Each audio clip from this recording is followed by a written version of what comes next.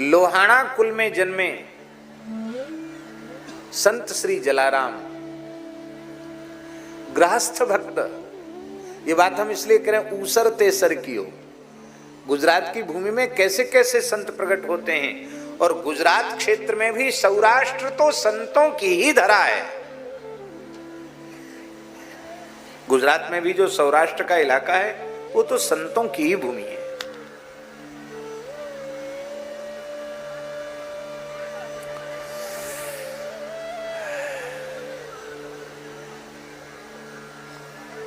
संत जलाराम जी साधु सेवा करते थे। कोई अतिथि आ जाए, संत सेवा तो करते थे, जीव मात्र कोई आ जाए सबको खिलाते थे। बड़ा विस्तृत चरित्र है उनका।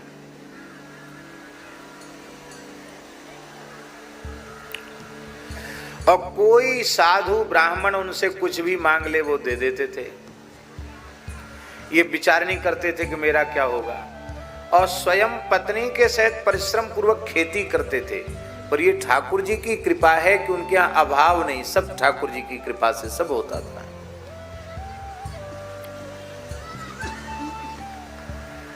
एक बार ठाकुर जी एक वृद्ध संत के रूप में आ गए जलाराम जी के यहाँ घर में। पत्नी ही उनकी रोटी बना के जिमाती थी। तो ठाकुर जी कुछ दिन विराजे, और विराजने के बाद बोले, महाराज क्या सेवा करूं? उन्होंने कहा, सेवा तो क्या है भगत जी, अब मैं बूढ़ा हो गया हूं, कोई चेला चेली हमारा है नहीं, और तुम्हारी पत्नी बड़ी भगतानी, बहुत अच्छे भाव वाली है, तो मैं जहां रहता हूं अपनी पत्नी हमको दे दो, रहेगी, सेवा करेगी।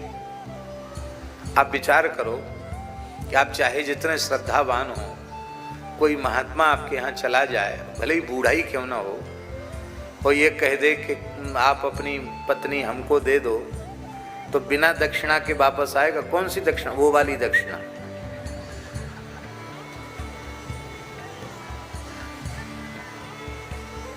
अरे कहेंगे कि पागल हो गया, महात्मा है कि आफत। अरे राम राम, बताओ क्या बोलता है।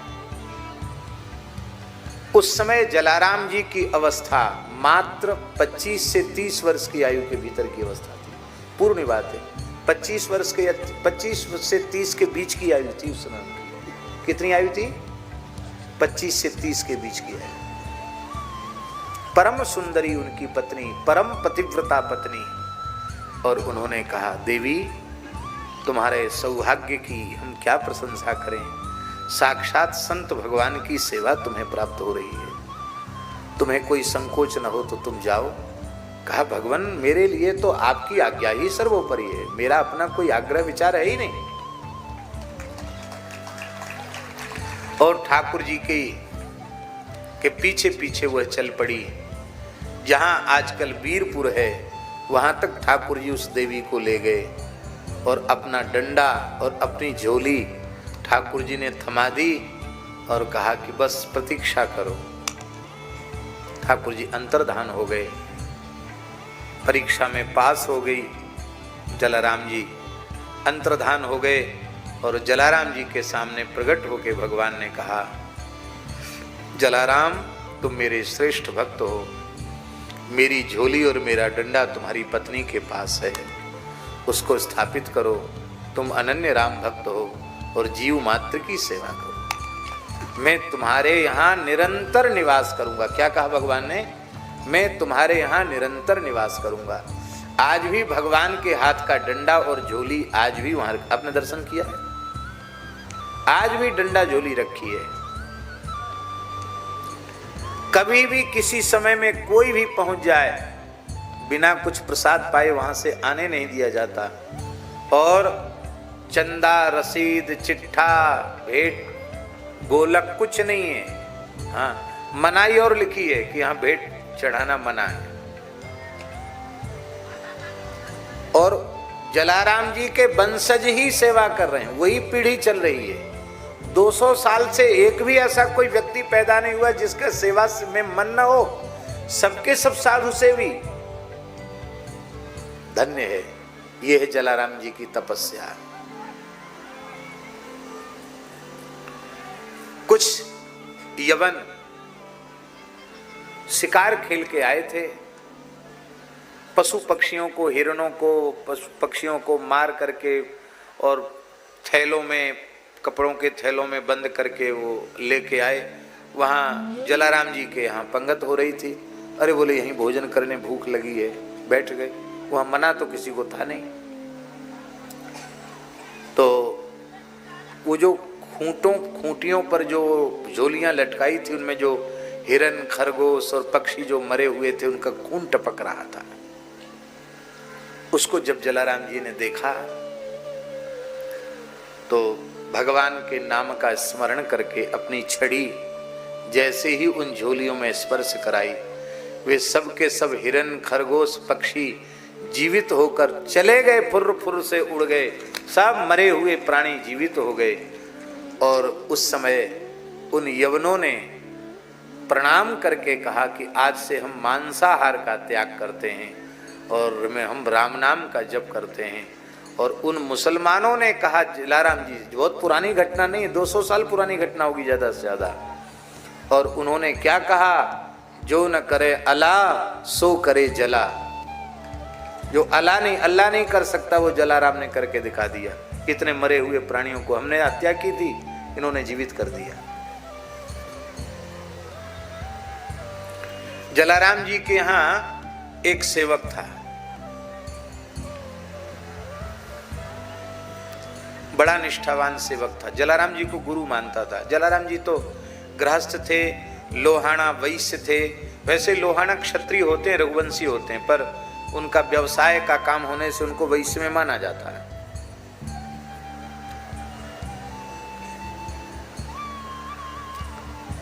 तो महाराज जी क्या कह रहे थे, हम शांत होकर के सुने हैं। हाँ, वो कहता था, जलाराम जी का शिष्य कहता था, वो शिष्य नहीं था, वैसे मानता था उनको गुरु, भक्त था जलाराम जी का। जलाराम जी किसी को दीक्षा दें, चेला बनावे, ये तो थी नहीं बात। वो कहता था कि महाराज जी तीर्थ यात्रा के लिए चलिए। तो जलाराम जी ने कहा, ठाकुर जी की सेवा है, गौ माता की सेवा है, ब्राह्मणों की, संतों की सेवा है, अतिथियों की सेवा, ये सब छूट जाएगी। कितने जीव यहाँ आते हैं, प्रेम से प्रसाद पाते हैं। और जहाँ राम नाम का जप होता है, कीर्तन होता है, वहाँ सारे तीर्थ निवास करते हैं। इसलिए ज़्यादा भटकने की जरूरत नहीं, यहीं प्रेम से रह करके सेवा करो। और वो कहता था नहीं।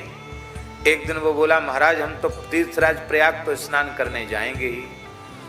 तो जलाराम जी बोले, ठीक है भैया, तुम्हारा ज़्यादा आग्रह है तो कल तुम चले जाना। क्या करोगे? बोले मौनी अमावस्या आ रही ना, उस पर जाके तीर्थराज प्रयाग में गोता लगाएंगे। क्या कहा? इसी मौनी अमावस्या को गोता लगाएंगे। पैदल रास्ते थे उस जमाने में, चल के जाएंगे पहले से।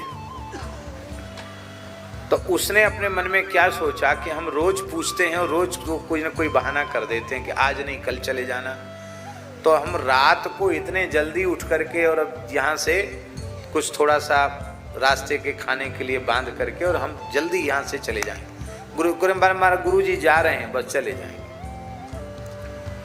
तो जल्दी निकलना था उसको, भगत को। तो आधी रात में उठ गया तो उसने क्या देखा कि एक दिव्य पुरुष, राजा की वेशभूषा है, शरीर से कांति निकल रही है और वे झाड़ू लगा रहे हैं। ये बीरपुर की बात है। एक देवी आई है, वो जल भर रही है। 3 देवियां हैं, वो जल भर रही है। कोई पोछा लगा रही, कोई चौका लगा रही, कोई बर्तन मांज रही है। उनको मन में आया कि हम तो बहुत समय से यहाँ सेवा करते, मैंने तो इनको कभी देखा नहीं, ये रात में कौन है? फिर मन में सोचने लगा कि ऐसा कुछ लगता तो है कि बिना काम किए बहुत कुछ काम हो तो जाता है। आज रात को जग करके देखा, क्या है, कौन है ये? तो महाराज जी उस भगत ने पूछा उस भद्र पुरुष से कि आप देखने में तो कोई देवता लगते हैं, महाराजा जैसे लगते हैं, इतनी मणियों के आभूषण हैं, आप झाड़ू लगा रहे हैं यहाँ, आप कौन हैं? उन्होंने कहा, भैया जान के क्या करोगे, हम धन्य होने यहाँ आते हैं। कौन हैं आप? आग्रह पूर्वक पूछा तो उस भद्र पुरुष ने कहा, मैं तीर्थराज प्रयाग। अरे तो हम यहाँ नित्य आते हैं। क्यों? जहाँ अखंड हरिनाम संकीर्तन होता हो, हजारों गौओं की सेवा होती हो, ब्राह्मणों की जूठन गिरती हो, अतिथि को नारायण रूप मानकर सत्कार होता हो, जहाँ जलराम जैसे संत निवास करते हो, वहाँ आकर के तो हम भी कृतार्थ होते हैं। तो हम यहाँ नित्य ही वंदन करने आते हैं, सेवा करने आते हैं, जिससे हमारी भी शुद्धि हो जाए। एक गौरवर्ण की देवी थी, पानी लेकर के कलश सामने खड़ी थी। आप कौन हैं? बोले मैं त्रिभुवन पावनी पतित पावनी भगवती गंगा हूं। एक श्याम वर्ण की देवी खड़ी थी। बोले आप कौन हैं? बोले मैं कलिंद गिरि नंदनी सूर्य तनया भगवान की चतुर्थ पट्ट रानी श्री यमुना हूं। एक और देवी खड़ी थी। आप कौन हैं? वो कुछ गुलाबी से रंग की का परिधान था, कुछ रंग भी गुलाबी ही था। आप कौन हैं? बोले मैं सरस्वती हूँ। अरे गंगा यमुना सरस्वती त्रिवेणी, आप क्या करने आई हैं? बोले हम भी यहाँ जल भरने का काम, पोंछा लगाने का काम, बर्तन मांजने का काम करती हैं। इन संत के यहाँ आकर हम भी निष्पाप हो जाती हैं।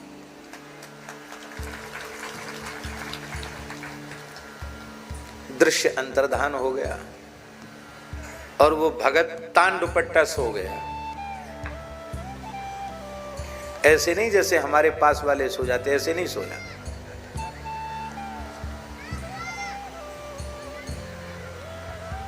जैसे मतलब थोड़ी देर सोया, जब जगने का समय था तब वो जगा। तो अपना आसन वासन तो बांध के रखा था उसने। जलाराम जी तो जल्दी उठ ही जाते। जलाराम जी ने कहा, अरे भाई तुम गए नहीं, तुमको मौनी अमावस्या का स्नान करना है प्रयाग में, गए नहीं? बस रो पड़ा। बोले गंगा यहाँ, यमुना यहाँ, सरयू यहाँ, सरस्वती यहाँ। अरे तीर्थराज प्रयाग जहाँ झाड़ू लगाने आते हैं, अब ऐसे दरबार को छोड़कर हमको कहीं नहीं जाना है। अब तो इन चरणों में ही हमको बसा करके रखो।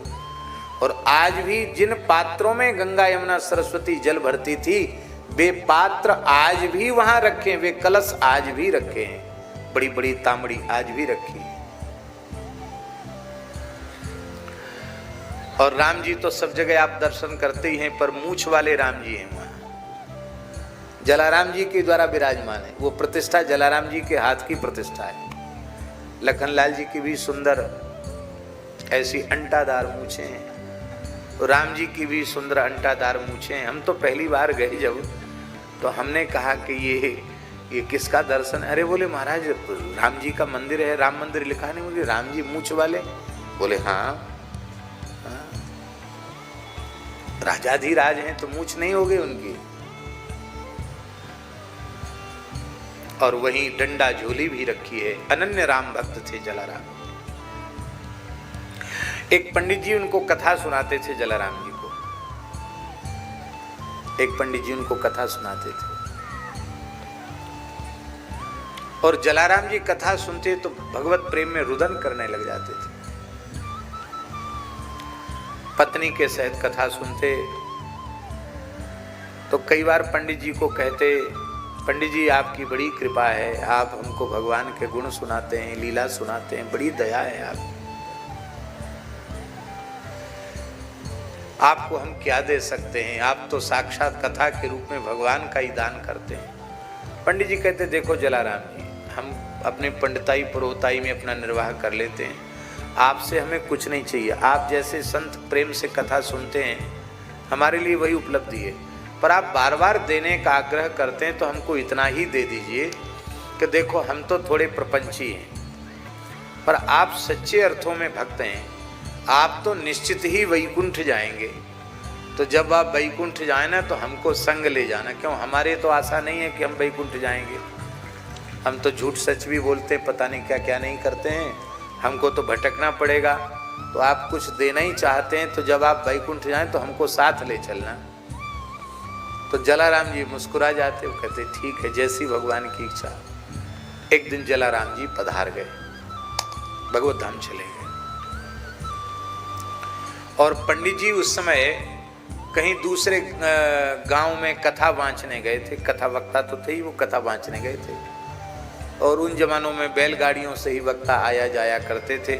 हमने अपने बचपन में देखा बैलगाड़ियों से कथावाचकों को आते जाते। गांव में हमने देखा कि घर में कोई पुराण और पुरानी पद्धति आज नहीं है, वो भले ही गांव थे लेकिन शास्त्र की विधि का जैसा आदर हमने बचपन में देखा आज वह नहीं दिखाई पड़ता। हमने देखा कि पुराण लेने पोथी लेने आते थे यजमान, तो पहले विधिवत घर में ही पुराण का पूजन होता था। ब्राह्मण का वक्ता का पूजन होता था। अब उनके परिवार के छोटे बच्चे सबको कुछ न कुछ तिलक करके चंदन करके कुछ न कुछ भेंट दक्षिणा अर्पित करता था यजमान। गरीब से गरीब भी होता तो उस समय में चुवन्नी अठन्नी चलती थी तो भले ही चुवन्नी अठन्नी देता, और परिवार के छोटे छोटे बच्चे वो चुवन्नी अठन्नी के लिए भी सब काम छोड़ के बैठ जाते। क्यों? क्योंकि 5 पैसा की 10 पैसा की ठंडी मीठी बर्फ आती थी, तो चुवन्नी के तो कितनी बर्फ आ जाएगी, चूसने वाली होती ना चुस्की गोला बर्फ आइसक्रीम। गांव में घूमते हैं और फिर बैलगाड़ी में पोथी को सुंदर एक चौकी पर आसन विराजमान करके पोथी और पंडित जी एक बैलगाड़ी में 2-2 3-3 बैलगाड़ी आती थी और बैलगाड़ी से दूसरे गांव कथा बांचने जाते थे, फिर बैलगाड़ी से ही वापस। ये हमने अपनी आंखों से देखा है। तो राम जी पंडित जी बैलगाड़ी से आ रहे थे तो उन्होंने क्या देखा कि जलाराम जी एक सजी धजी बैलगाड़ी है, सफेद रंग के बैल हैं, खूब ऊंचे ऊंचे बैल, और पूरी गाड़ी में सुंदर पीले रंग के गद्दा तकिया तोशक विराजमान हैं। और जलाराम जी साधारण सूती कपड़ा पहनते थे लेकिन रेशमी पीतांबरी धारण किए हुए हैं और खूब सुंदर केसरिया चंदन पूरे भाल पर लगा है। और जैसे हमने खूब तुलसी और मालती की मालाएं भगवत प्रसादी धारण कर रखी हैं, ऐसे ही खूब मालाएं उन्होंने पहन रखी थी। बड़े ठाट बाट से जा रहे थे तो पंडित जी ने देख करके अपनी गाड़ी रुकवाई। अरे बोले तो जलाराम भगत जी जा रहे हैं। उतरे, जलाराम जी ने पंडित जी को प्रणाम किया। पंडित जी प्रणाम। और पंडित जी ने एक व्यंग कर दिया। पंडित जी बोले कि बुढ़ापे में शौक सूझ रही है भगत जी, हैं? आपका सारा जीवन बहुत साधारण सामान्य बीता बिना शान शौकत के, और अब इतनी शान शौकत, एक गद्दा तकिया तोशक और रेशमी पीतांबरी और इतना सुंदर सज धज के कहाँ जा रहे हो? अब तो भगत जी बहुत शान शौकत करने लगे हैं। तो हंस करके बोले, पंडित जी हम बैकुंठ जा रहे हैं। इतना सुनते वो ठहाका लगा के हंसे। आप तो कभी झूठ बोलते नहीं थे, आप झूठ कैसे बोल रहे हैं? अरे भला कोई बैलगाड़ी में चढ़ के भी वैकुंठ जाता है? जलाराम जी बोले बैलगाड़ी नहीं है, विमान है। आपको बैलगाड़ी जैसा लग रहा, विमान है भगवान का। आप बार बार कहते थे कि भगत जी वैकुंठ जाना तो हमको साथ ले जाना, इसलिए मैं आया हूं, बैठ जाओ गाड़ी में चलो। तो पंडित जी बोले बैलगाड़ी में बैठ के बैकुंठ तुम ही जाओ। मुस्कुरा कर बोले, अच्छा पंडित जी राम राम। और बैलगाड़ी और जलाराम जी अंतर्धान। अब इनको लगा कि ये क्या हुआ। तुरंत वीरपुर आए तो वहां हजारों लोग रो रहे थे। आज जलाराम जी भगवत धाम प्रयाण हो गए और जलाराम जी की पत्नी उन्होंने भी अपने प्राणों का विसर्जन कर दिया। आज जलाराम जी के संस्कार की तैयारी हो रही थी। पंडित जी रोते रह गए। ये है जलाराम। ये आप कहेंगे कि जलाराम जी की चर्चा आपने क्यों की, नरसिंह जी का चरित्र कह रहे हैं? ये इसलिए मैंने किया कि ऊसर ते सर कियो खंड दोष ही खोयो।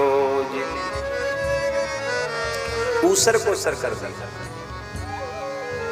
देशल भगत ध्रांगध्रा में हुए, साक्षात भगवान शिव ने उनके लिए ड्यूटी दी। उनकी समाधि हम लोग गए थे दर्शन करने, देसल भगत की समाधि। ध्रांगध्रा का राजा था महाराज जी। ये बात इसलिए बता रहे हैं, ऐसे ऐसे दिव्यात्मा जन्म लेते हैं। एक बंजारा आया, वो गया था वहां गिरनार में एक पर्वत की ऐसी कंदरा में चला गया जहां सैकड़ों सिद्धों के आसन लगे हुए थे, सबके अलग अलग धूना थे, इतनी बड़ी गुफा थी, पर एक धूना खाली था, चिपिया गड़ी हुई थी। वहां एक महापुरुष ने उससे कहा, कहाँ जा रहे हो बच्चा?